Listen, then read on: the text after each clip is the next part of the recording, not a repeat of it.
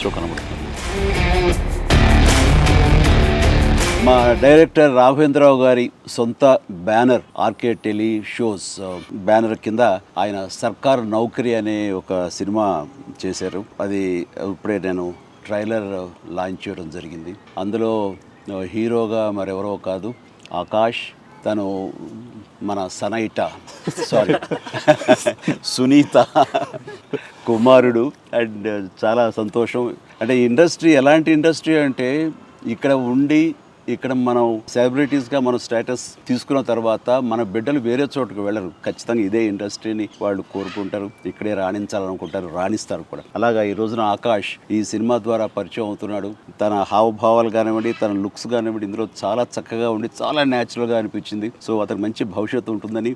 And Sunitha ఎలాగైతే కనుక ఇండస్ట్రీలో మంచి స్టేటస్ సంపాదించిందో, తల్లికి మించినటువంటి స్టేటస్, తల్లి గర్వపడే స్థాయికి తను ఆకాష్ నిలదొక్కుకోవాలని మనస్ఫూర్తిగా నేను కోరుకుంటూ all the very best Akash.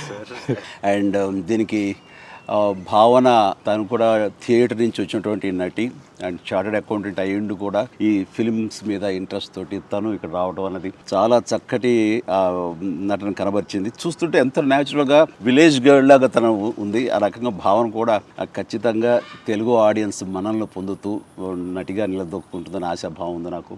Good luck, god bless, really I wish all the very best.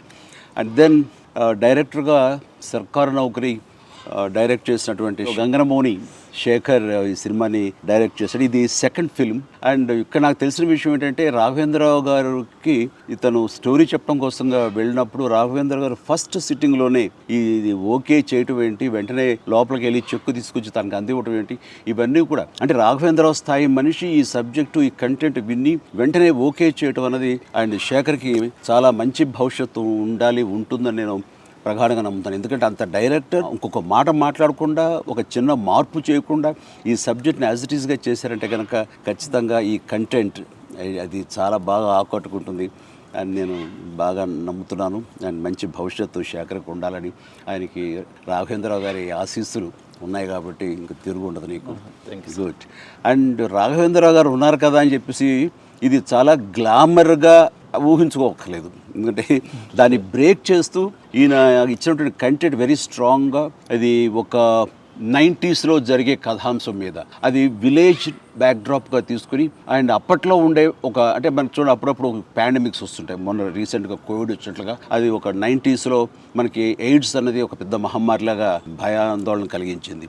So అలాంటి దాన్ని బేస్ చేసుకుని ఒక సర్కారు నౌకరీ, ఒక నవదంపతులు ఎలా ఉంటారు, వాళ్ళకి ఉండేటువంటి బాధలు ఏంటి అనే ఇతివృత్తంతో చాలా ఇంట్రెస్టింగ్గా చేశారని చెప్తుంటే కనుక ఇట్స్ రియలీ నాకే చాలా సరదాగా ఉంది ట్రైలర్ చూసిన తర్వాత. అండ్ ఖచ్చితంగా ఇది ఆరిస్తుంది, ఇది అందరికీ ఆమోదంతో పెద్ద హిట్ అవుతుందని చెప్పేసి మీ అందరికి మంచి పేరు తీసుకొస్తుందని.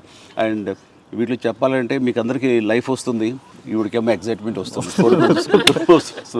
మా సనైటాకి. Good. So all the very best. And entire cast and క్రూకి నేను నా హృదయపూర్వక అభినందనలు తెలియజేస్తున్నాను. And good luck.